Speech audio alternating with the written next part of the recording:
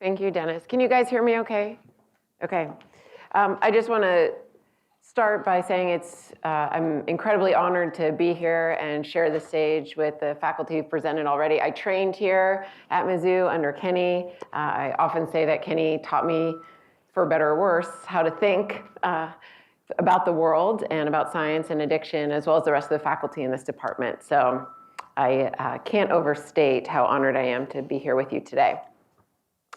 Now, is this the clicker that I should be using? Okay, so before I get going and talk more about what we're dealing with in Missouri, I'm going to talk mostly about treatment.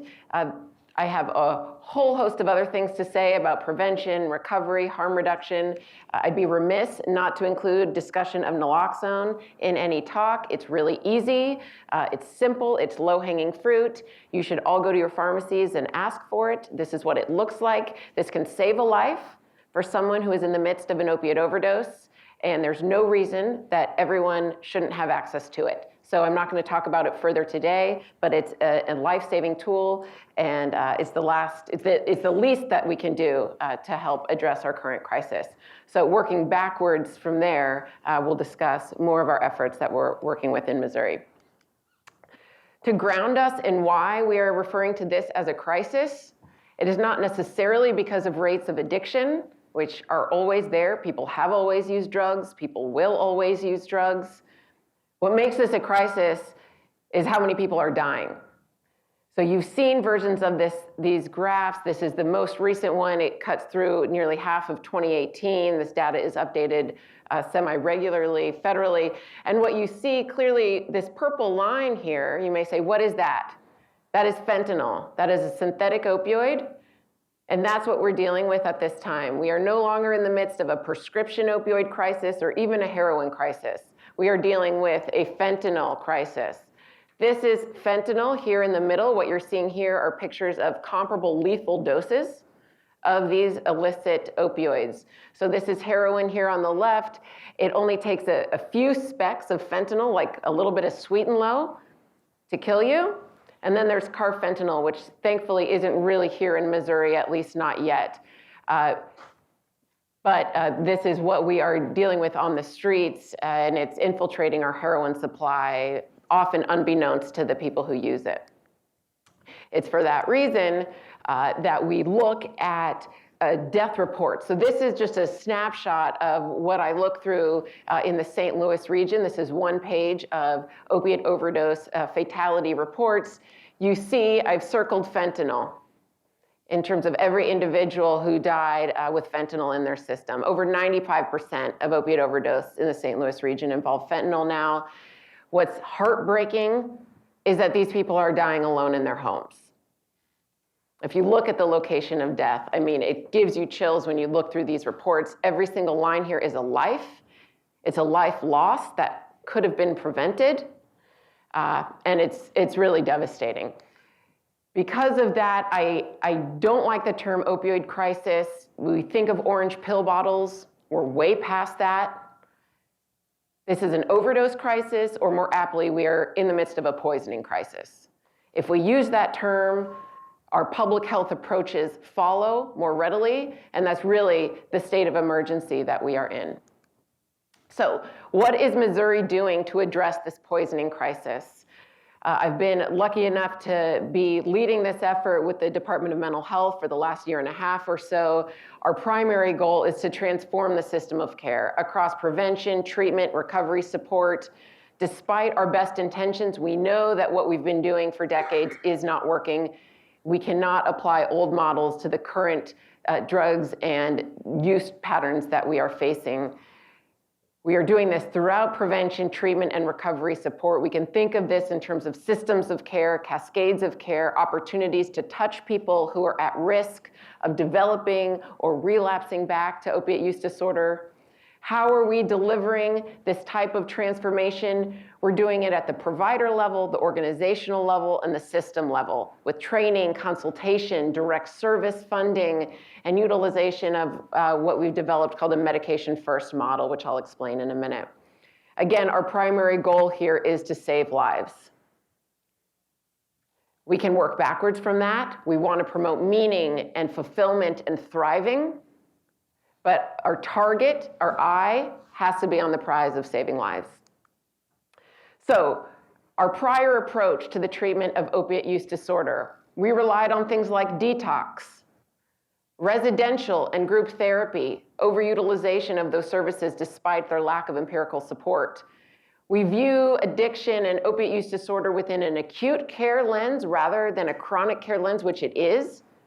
We need to deal with this long term. And we use effective medications like buprenorphine or methadone, rarely, if at all. We may use them as the last resort, as a carrot, so to speak, only if people try and fail multiple other approaches. We can't afford to do this anymore. Out with the old, in with the new. So how can we transform a system that is used to relying on these types of modalities? Perhaps we can borrow from another realm of public health that has tried to tackle a similarly vexing and a life-altering challenge, and that is chronic homelessness. So any given night in the US, over 500,000 people define themselves as chronically homeless. That means they're living on the streets and haven't had a stable place to live for a while. The Housing First approach to chronic homelessness addresses this by solving the homeless crisis with housing. You know, what an idea.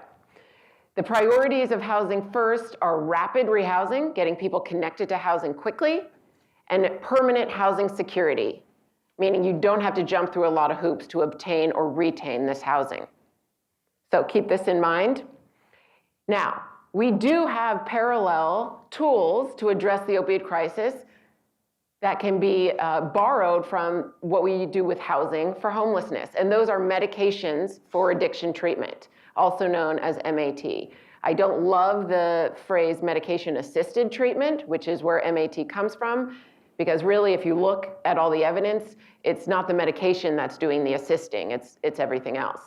So briefly, the main medications that we talk about when we talk about MAT are methadone, which is the gold standard, been around since early 1970s.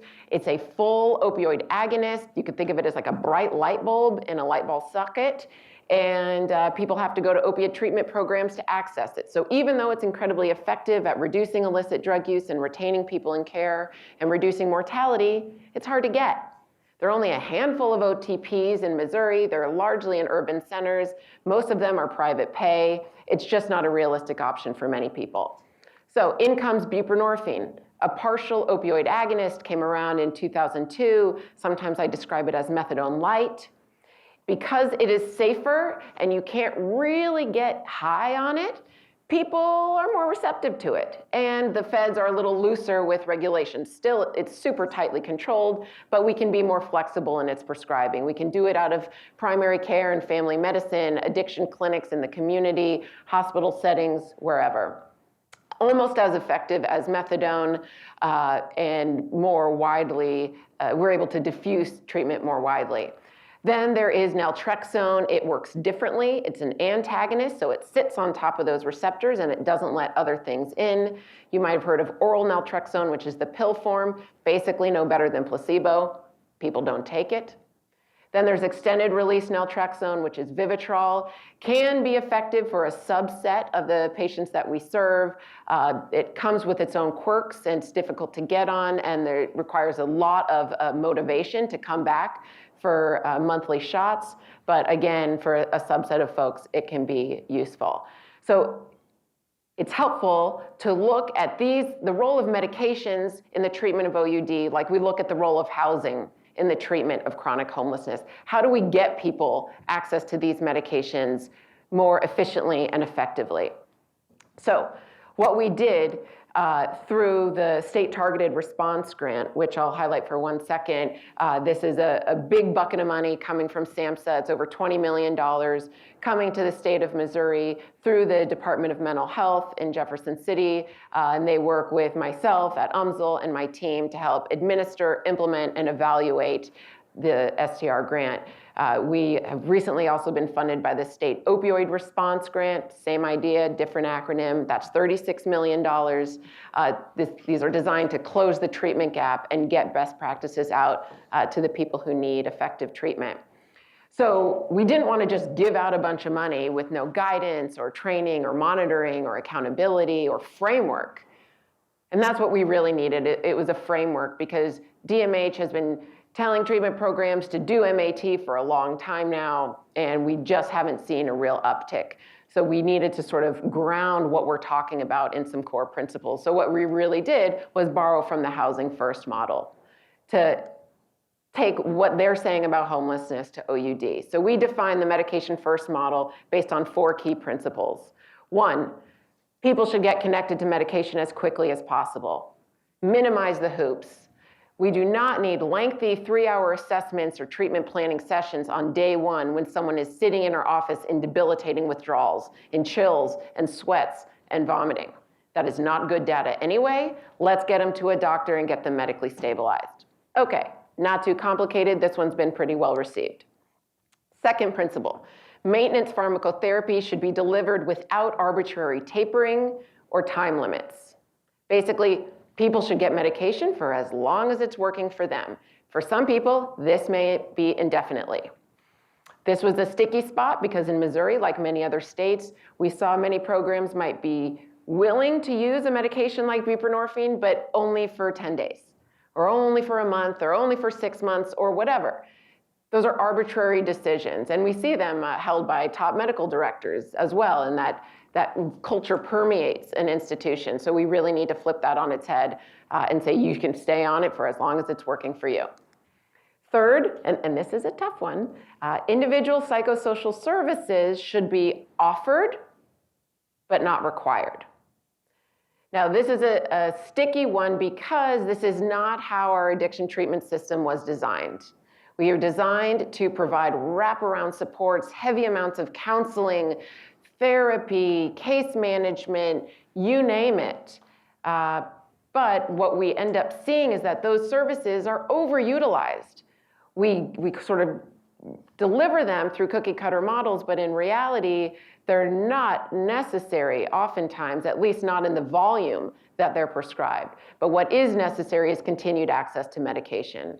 So if someone is not ready, willing, or able to engage in our therapy, we cannot hold the medication hostage. And that's what principle 3 is about. Principle 4, do not discontinue medical treatment unless it is clearly worsening the patient's condition. Now, this again seems like common sense, but it really manifests in rules that we hear about in programs all the time, like a 3 strikes and you're out for urine drug testing when people continue to use illicit substances. Again, we cannot ignore stimulants during this day. Meth and other stimulants are on the rise, and Missouri is no exception. We see a ton of co-use of methamphetamine with heroin and fentanyl. But what is more dangerous than using methamphetamine with buprenorphine? Using methamphetamine with fentanyl. And that's really what we're setting people up to do if we kick them out of our clinics. So principle 4 is about giving people second, third, fourth chances and working with them to retain them in care rather than kicking them to the curb. Which I will say, it's not like treatment programs are taking those decisions lightly. But they're incredibly clinically nuanced, and they have to be. And these need to be team decisions, and it's really hard on the ground.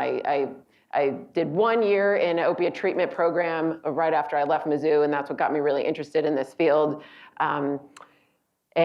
Seeing how it plays out on a daily basis is mind and heart-wrenching. Our broad goals to accomplish our aims of saving lives and diffusing med-first treatment protocols is first and foremost getting more buprenorphine waivered prescribers. Physicians have to go through a course. I won't get into the details here. Physicians' assistants, nurses, same thing. Missouri is last in the nation in terms of our ratio of buprenorphine waivered providers to overdose deaths. We need more people stepping up, not just psychiatrists and addiction clinics. We need primary care to start doing this, hospitals, OB-GYN, peds. If anyone wants to be a part of the solution, getting your buprenorphine waiver is the least you can do, in addition to giving naloxone. Opiate use disorder should indeed be treated across care settings. As I alluded to, we cannot rely solely on our publicly funded addiction treatment programs who have been doing this before it was in the news and given lots of money and getting lots of attention. We need everybody to get on board and treat, quote, those people. Because guess what? Those people are already in your offices. These are the same people.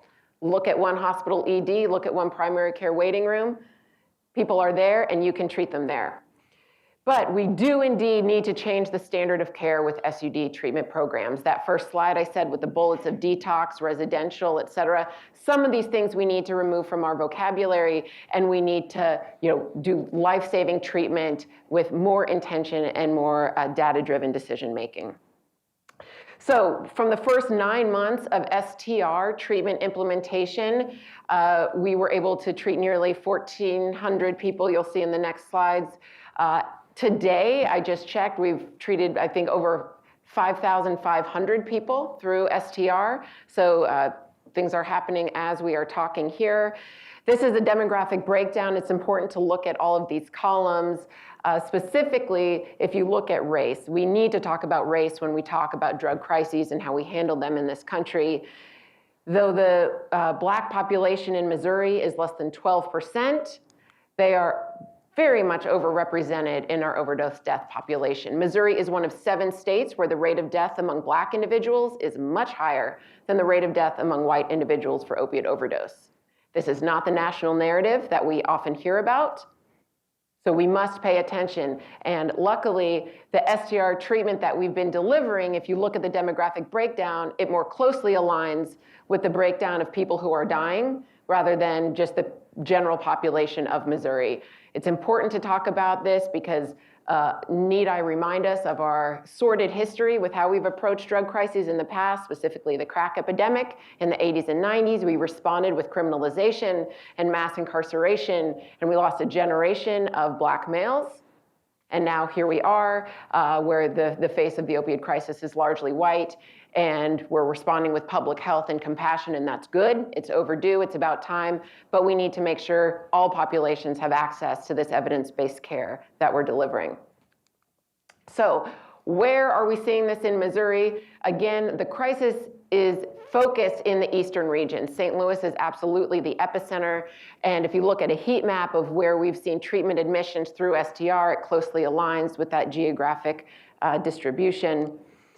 Then here, just some basic findings, looking at medication utilization. Remember, this is one of our big goals, just increase use of medications for addiction treatment. Prior to STR, only 35% of people with opiate use disorder received medications in our publicly funded addiction treatment system. Through the STR program specifically, that number jumped to 85%. We want to see the orange bar get smaller and the gray bar get bigger, and indeed that's what we're seeing. Specifically, if you break up that gray bar, it's driven by increased utilization of buprenorphine. We've really focused on that. And to this end, people are getting connected to medications faster. This was another thing. Remember, this is principle 1.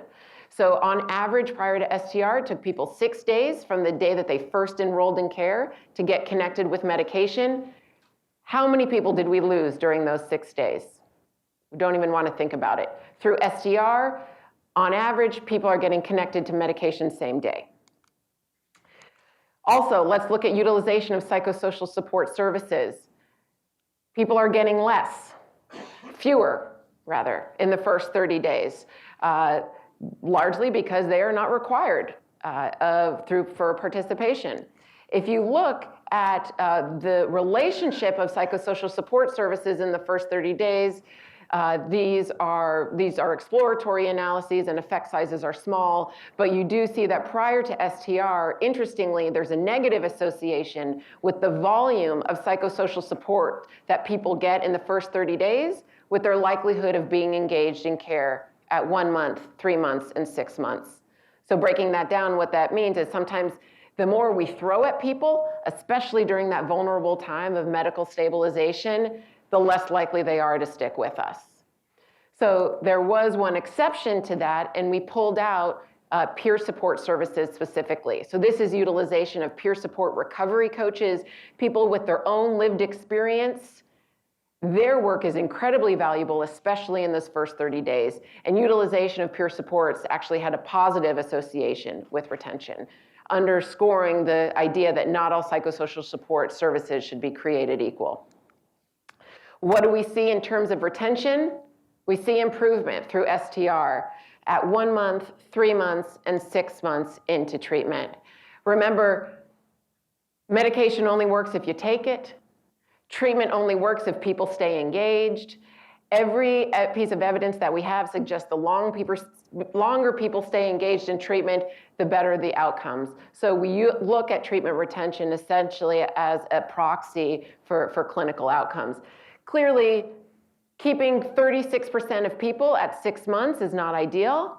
We have significant room for improvement, but it's over twice the retention rate as it was prior to STR. So take-home findings here, through STR, people are more likely to receive life-saving medication, more likely to get connected to that medication sooner, less likely to receive a ton of psychosocial support, and yet more likely to be retained in care at 1, 3, and 6 months. So what does that mean, practically speaking? Who cares about some bar graphs if it doesn't manifest on the ground? National data from the CDC tells us that these efforts are working in our state. Not only the medication first model rollout, but community saturation with naloxone, which is the focus of a couple other projects that I work on. So here I'll help you know where to look. If you look at the city and county of St. Louis, which account for nearly 60 to 70% of our overdose deaths, you see if we focus there, we really can make a dent in our statewide numbers. The take home here is that between 2015 and 2016, death rates increased at a crazy amount, and that was largely due to the influx of fentanyl, which is still coming in heavily on a daily basis. We decreased the number of deaths from 2016 to 2017 when all these efforts were ramping up. And you'll see that that impact on the St. Louis region made an impact on the state overall. So from 2015 to 2016, Missouri was way above average, not in a good way, in terms of our increase in number of deaths. From 2016 to 2017, we were well below average. Again, any increase in deaths is unacceptable. We cannot rest. We must keep working, but hopefully we're maybe starting to see things plateau. And again, if you look at what likely drove these numbers, it was targeted efforts into St. Louis City, which has really, really high rates of death. But we decreased death rate, numbers of death by 10% from 2016 to 2017. So where does that leave us? We know that we can manage this opioid crisis, this poisoning crisis, but we need to do things differently than we have been. We need to rely on the evidence base, which tells us that saving lives comes from community saturation with naloxone and increased access to buprenorphine and methadone treatment. We know that we need to do it in ways that benefit everyone who lives with addiction, not just one population or people who use one type of drug. And we know that we need to use methods that keep people alive first and foremost. We all want people to thrive and have meaning and achieve full recovery, but we also know that people cannot achieve that recovery if they are dead. So that's all I have. Thank you for your time.